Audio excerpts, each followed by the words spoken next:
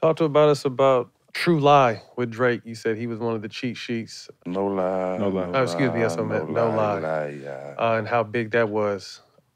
And was life different after that? Yeah, my life was.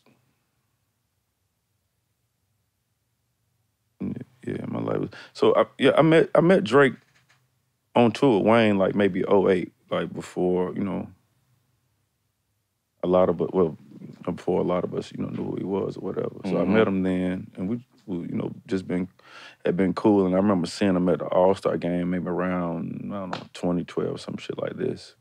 And I had a studio bus, and I told him I had something for him, and I sent it to him, which I didn't though.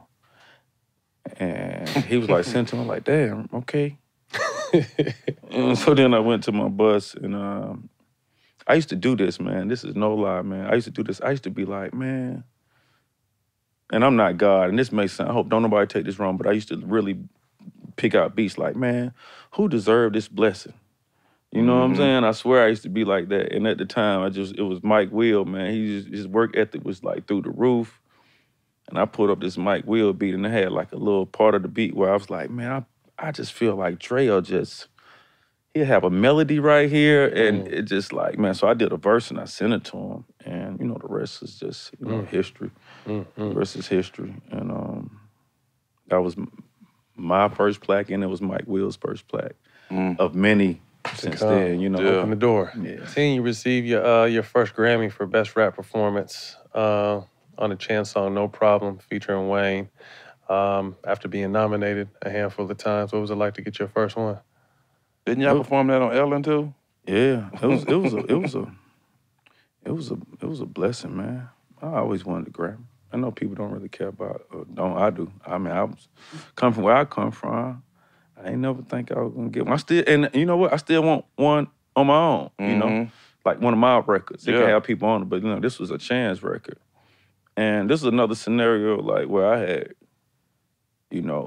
kind of put the record together, like he wanted tune on the song, you know what I'm saying? And I just was like, he loved to rap. He in the studio every night. So I actually called Wayne. There's some footage somewhere where I'm letting him know we got a Grammy. He's somewhere skating. I'm at the woods, happy as hell. He like, what's going on? I'm like, we won. He don't even know he on a ramp somewhere. But you talking about he Ashes Blunt in this Grammy award. Yeah, different. But yeah, man, it felt good. It feels good to do that. August 2020, you did a verses with Rick Ross. How'd that come about, and what was it like? It was cool, man. I